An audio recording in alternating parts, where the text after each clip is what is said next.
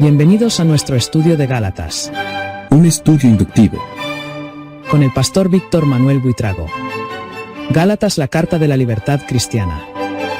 Esta fue la carta que separó definitivamente al cristianismo del judaísmo. Bienvenidos.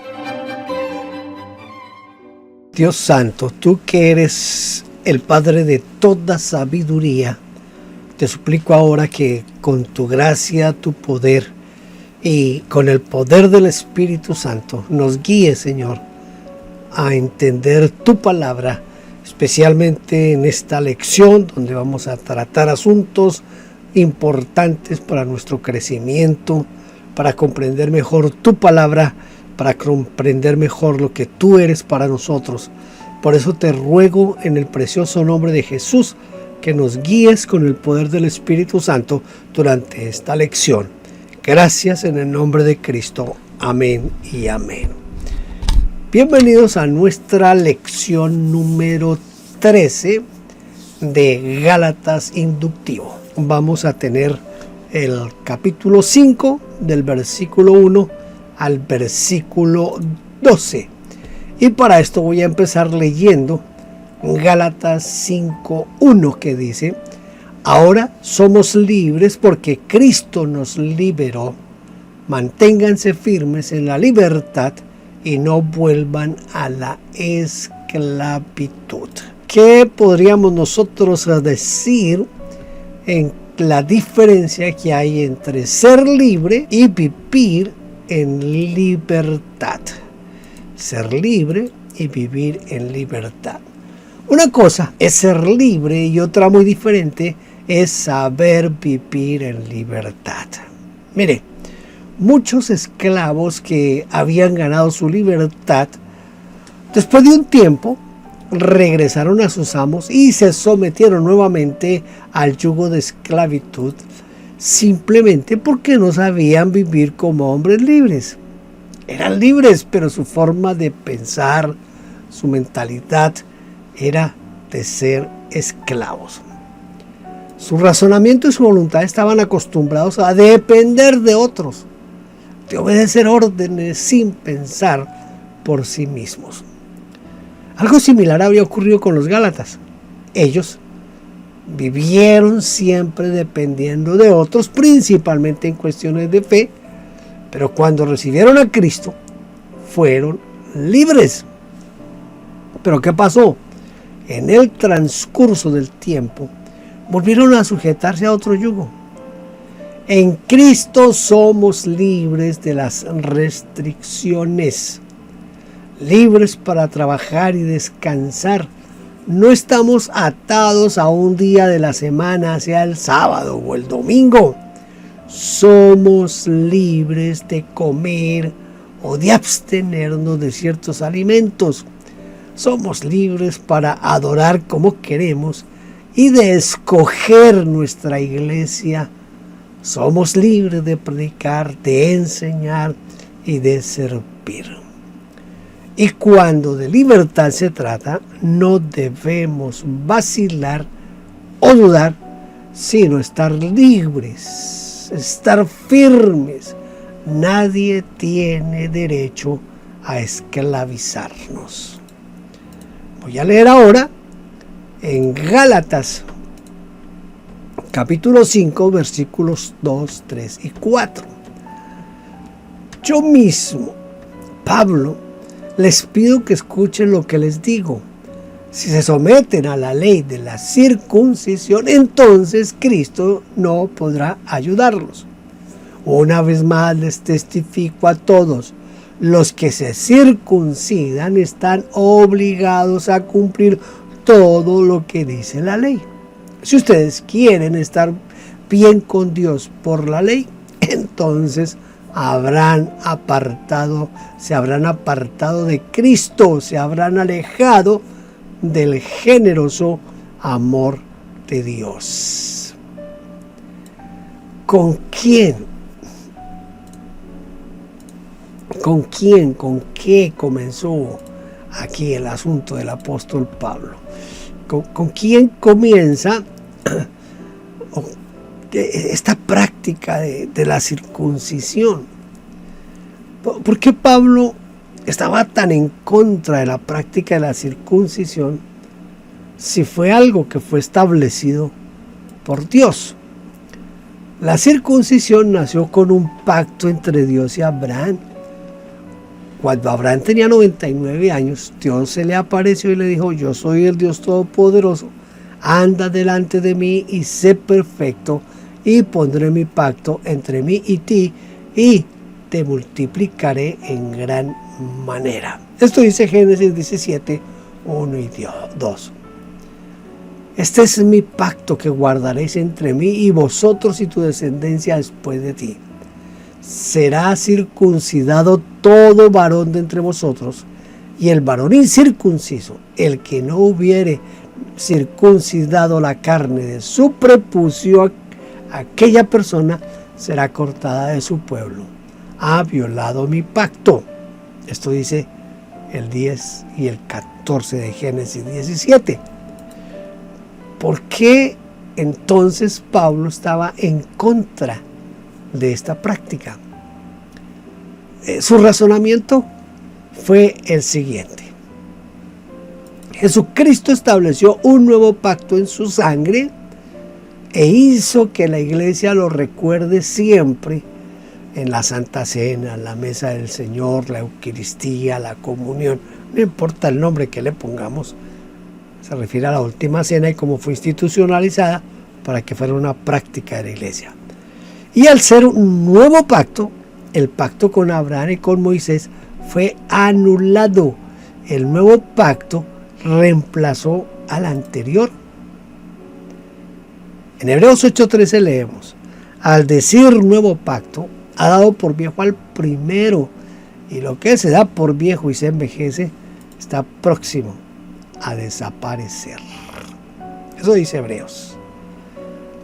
Si nada puede separarnos del amor de Cristo, ¿cómo es que aquí afirma: de Cristo os desligasteis, de la gracia habéis caído? Cualquier énfasis en pactos anteriores puede separarnos de Cristo Jesús. ¿Por qué razón? Mire, yo quisiera que usted mentalmente se devolviera a una de las primeras lecciones de Gálatas inductivo, en donde yo puse unos videos de las danzas, por ejemplo. Otros usan los atuendos del pueblo judío, la kipá, el talil y todas esas cosas. Y a veces lo toman como algo pasajero, pero es una forma de volver a lo que es la ley, a lo que son las normas de la ley.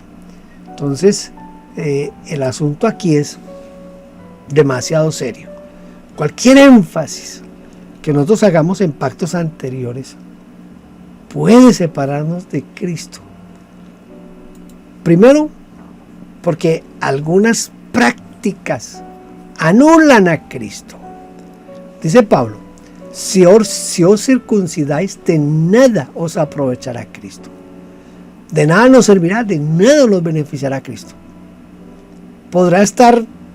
Puede ser que cantemos a Cristo en nuestros cantos en la iglesia, puede estar en el lenguaje, en las oraciones, pero realmente no hay vida.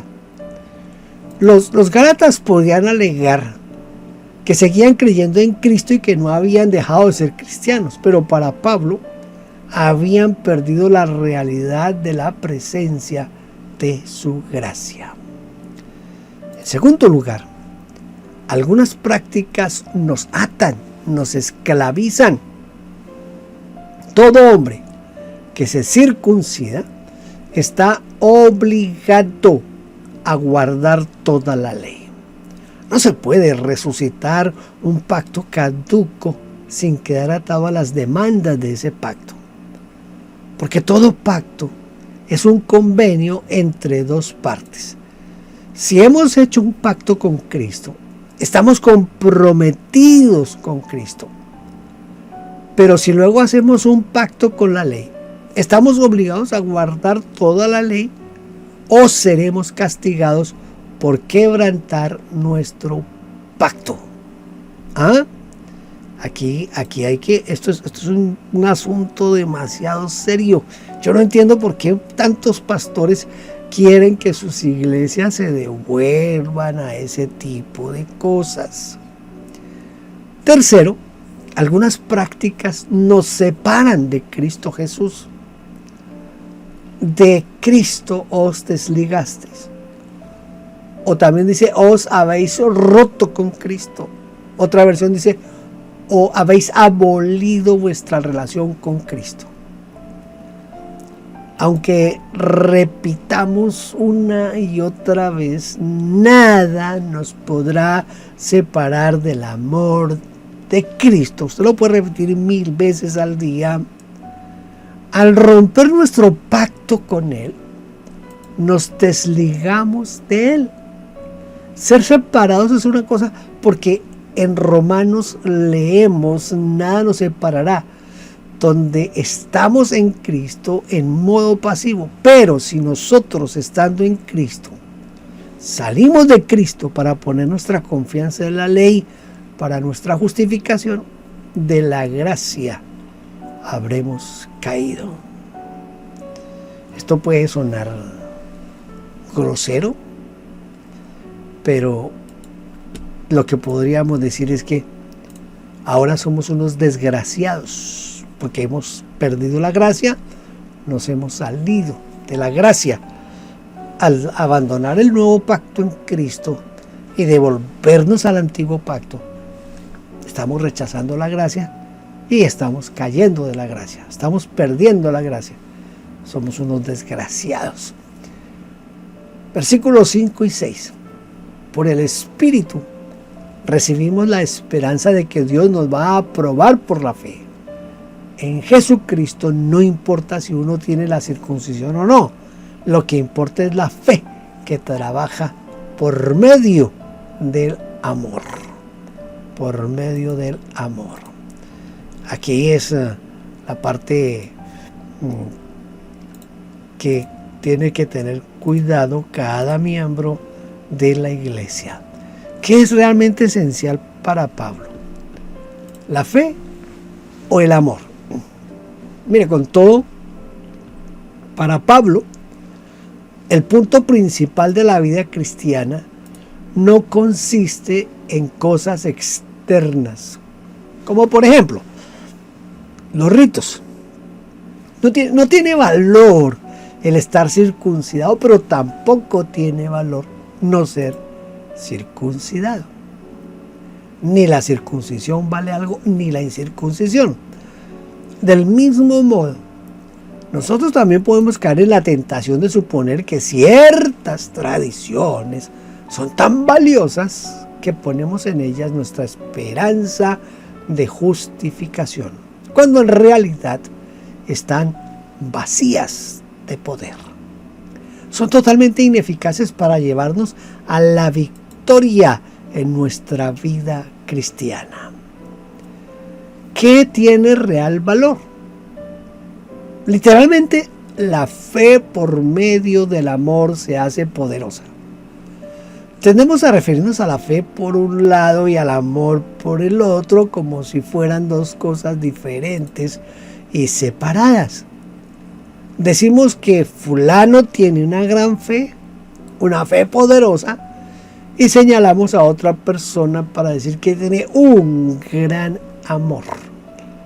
Pero la fe, escuche, pero la fe solamente tiene poder cuando actúa motivada por el amor. Es decir, que no pueden separarse la una de la otra, siempre tienen que ir juntos. Fe, amor, uniditos. Voy a leer ahora Gálatas capítulo 5, versículos 7 al 12. Dice, ustedes corrían muy bien. ¿Quién los convenció de no seguir corriendo por el camino verdadero? Eso no viene de Dios, quien los eligió. ¡Ojo! Solo un poco de levadura fermenta toda la masa. Tengo confianza en el Señor de que no van a pensar de otra manera.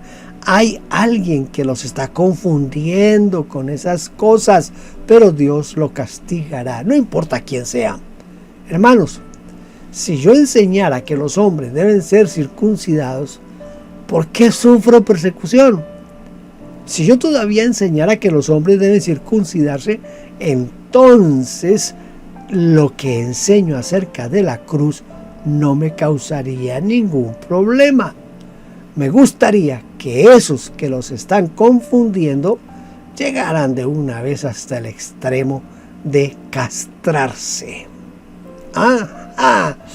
Aquí tenemos al apóstol Pablo tomando ya una posición un poquito fuerte cuando habla aquí de castrarse. ¿Puede alguien detener nuestro crecimiento o progreso en Cristo? ¿Qué lecciones aprendemos aquí de esta sección, de estos versículos? Evidentemente que sí nos pueden detener el crecimiento, el progreso en Cristo. Podemos ser estorbados, podemos ser detenidos o cortados. Mire, la Nueva Biblia Española traduce: con lo bien que corrían ustedes, ¿quién les cortó el paso para que no siguieran a la verdad? Y de esto pues aprendemos que, primero, un buen comienzo no garantiza una buena continuidad. ¿Se acuerdan de Saúl el rey?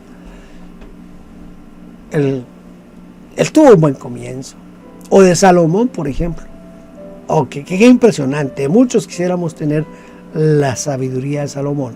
Pero no significó ninguna garantía de que seguirían bien hasta el final. Juzgamos mal cuando evaluamos solo por el comienzo del ministerio de una persona. Segundo, aprendemos además que correr bien es superar obstáculos. A los Gálatas alguien los detuvo. El texto no dice algo, sino quién, o sea, alguien. Fue una persona que probablemente todos consideraban que tenía mucha autoridad o era muy espiritual. La vida cristiana no es una carrera a cancha libre o en un circuito de carreras, sino está llena de obstáculos, de irregularidades en el terreno, de peligros, desvíos y con personas con indicaciones falsas. Hoy, a través de la internet, en el YouTube, usted puede encontrar cualquier cantidad de predicadores que predican falsedades, que uno se pregunta, ¿y de dónde sacan tantas cosas?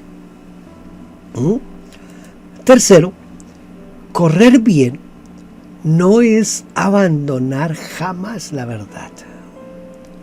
En Galacia, la verdad fue sacrificada por algunos intereses particulares o para evitar el rechazo o la persecución, o quizás por intereses económicos, que es lo que pasa hoy en muchas iglesias, en muchas denominaciones. Lo económico está por sobre cualquier otra cosa. Mire, si vamos a correr, que sea legítimamente y con la verdad. Solo así se llega al final. ¿A qué llama Pablo levadura en este pasaje? Mire, él llama levadura a la persuasión, la sugestión o influencia de una persona sobre la masa que representa a la iglesia. Una pequeña levadura a toda la masa la hace fermentar. Así como la levadura calienta la masa y la infla, las enseñanzas que perturban a la iglesia hacen lo mismo. Hacen que pierdan su estado original en Cristo. Esto es muy serio. Limpiaos pues de la vieja levadura para que seáis una nueva masa sin levadura como sois, dice 1 Corintios capítulo 5 versículo 7. ¿Predicaba Pablo la circuncisión? ¿Por qué dice si aún predico la circuncisión, mire, parece, como sucede en muchas partes, que se corrió la bola, decimos en Colombia, se corrió la voz de que el apóstol Pablo cambió de posición y que ahora estaba predicando la circuncisión como condición para ser salvo. No sería raro que tergiversaran la verdad, porque cuando se trata de defender posiciones y ganar adeptos, algunos muestran una total carencia de principios éticos. Por eso Pablo dice, si aún predico la circuncisión, mire, si es cierto lo que están diciendo por ahí, yo les pregunto, ¿por qué entonces padezco persecución? Porque al apóstol Pablo lo perseguían por su predicación de un nuevo pacto que no incluía la circuncisión. Muchos judíos no abrazaban el evangelio precisamente por este punto que se convirtió en el tropiezo de la cruz. ¿Qué significa perturbar? ¿Qué sentencia desea Pablo a estos perturbadores en particular? Mire, perturbar significa trastornar el orden y concierto de las cosas, o su quietud o sosiego. También significa impedir el orden del discurso al que va hablando. La palabra griega que se emplea aquí significa también agitar, provocar una rebelión. Y los que en Galacia predicaban la circuncisión, al fin sacaron de quicio al apóstol Pablo por los grandes disturbios que provocaron en todas las iglesias. Y yo no dudo en que él llegó el momento en que dijo, yo ya me cansé de esto. Entonces decidió expresar su más profundo deseo diciendo, ojalá se mutilasen los que os perturban. Me gusta la versión que leí, porque dice, ojalá se castrasen. En la Reina Valera del 60 dice, se mutilasen los que os perturban. Mire, es exactamente lo mismo que decir, ojalá se castren del todo. Porque mutilar significa cortar o cercenar una parte del cuerpo, y más particularmente del cuerpo viviente. La versión internacional dice, en cuanto a esos perturbadores, ojalá acabaran por castrarse del todo. En la circuncisión solamente se cortaba un pequeño pedacito de piel del órgano masculino llamado el prepucio. Pero Pablo anhelaba que todos los que hicieron tanto daño a las iglesias les mutilasen totalmente el órgano masculino. La palabra ojalá es una palabra árabe que significa quiera Dios y denota un vivo deseo. Vivo deseo de que suceda lo que se está deseando. En el griego se emplea la palabra ófelon, que es una forma establecida que denota un deseo inalcanzable. Ojalá. Y aquí se puede trasladar el versículo 10. Yo confío respecto de vosotros en el Señor, que no pensaréis de otro modo, más el que os perturba llevará la sentencia, quien quiera que sea. La versión latinoamericana dice, pero el que los perturba, sea quien sea, recibirá su castigo. Vamos a tratar de memorizar un versículo para hoy. Está bien fácil, es el capítulo 5, el versículo 6. Dice, porque en Cristo Jesús ni la circuncisión vale algo, ni la incircuncisión, sino la fe que obra por el amor. La fe que obra por el amor. No. Yo creo que todavía los fariseos, no, esos no eran los fariseos, los judaizantes, yo creo que todavía existen en la iglesia hoy. Es triste, es lamentable. Y existen de diferentes formas, de diferentes maneras. Mire, voy a darle un ejemplo de cómo a veces se trata de atar a los cristianos a ciertas cosas, ciertas prácticas. Era por allá el año 1975. Nosotros estábamos recién comenzando el pastorado, el ministerio. Ya en la ciudad de Bogotá, que era donde yo pastoreaba en el tiempo, llegó un predicador, no voy a decir la nacionalidad para no entrar aquí en problemas. Llegó un predicador que yo no sé por qué, como que alguien le dio nombre y comenzaron todos los pastores a invitarlo. Y por esa razón llegó al Instituto Bíblico, al Seminario Bíblico, y predicó en uno de los devocionales a los estudiantes. Y él llegó a decir lo siguiente, que un cristiano tiene que levantarse a orar a las 4 de la mañana. A las 4 de la mañana. Que un cristiano debe de orar mínimo 2 horas diarias. Y que el cristiano que no ora mínimo 2 horas diarias no es cristiano.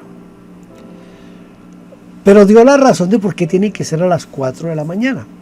Él dijo que teníamos que orar a las 4 de la mañana, porque según él, a esa hora, todos los demonios estaban haciendo fila ante Satanás para entregarle cuentas de todas las maldades que habían hecho en la tierra con el hombre. Entonces, en ese momento, todos los demonios estaban ocupados entregando informes.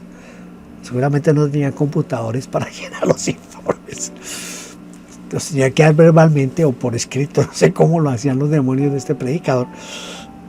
Entonces, todos los demonios estaban ocupados a las 4 de la mañana. A esa hora entonces podemos orar sin ningún tipo de interrupción, sin ningún tipo de amenazas de espíritus que vengan a molestarnos. Quiero hacer el énfasis en 2 cosas. Número 1, en la hora, que tenía que ser a las 4 de la mañana. Y número 2, en la condición. Si usted no ora 2 horas diarias, mínimo 2 horas, usted no es cristiano. Bueno, esa es una forma de atar al pueblo.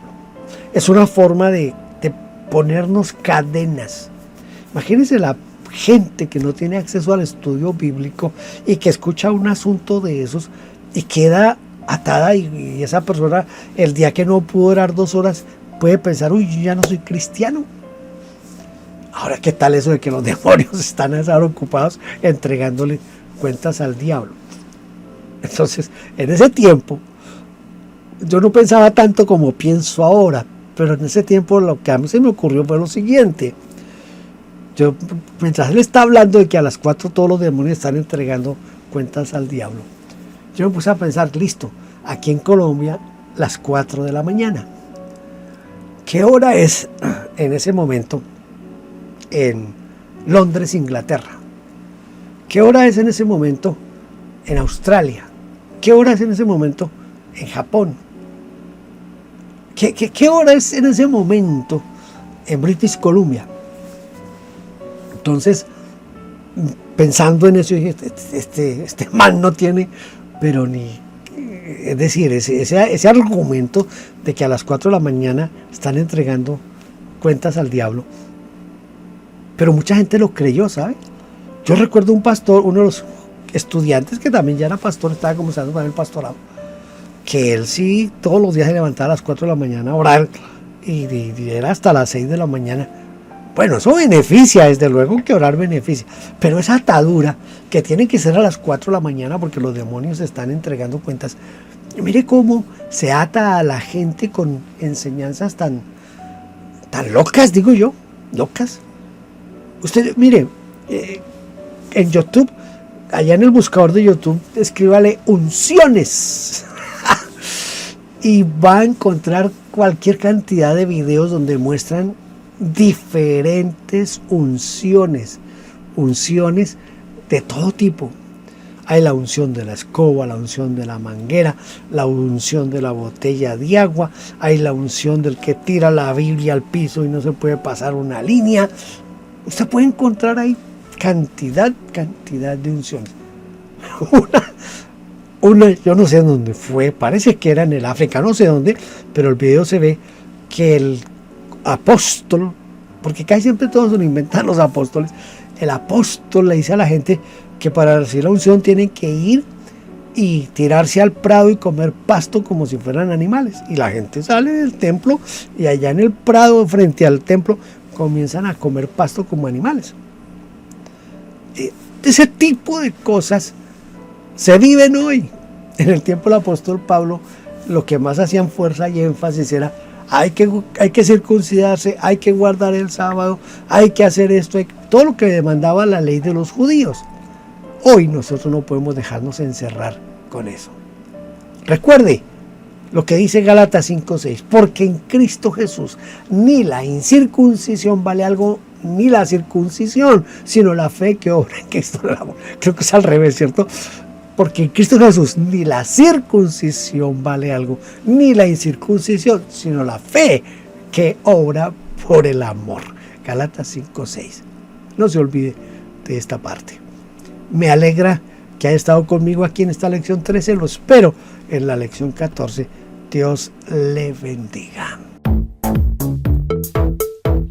Gracias por vernos. Déjenos su huella suscribiéndose, like, campanita y comparta. Bendiciones.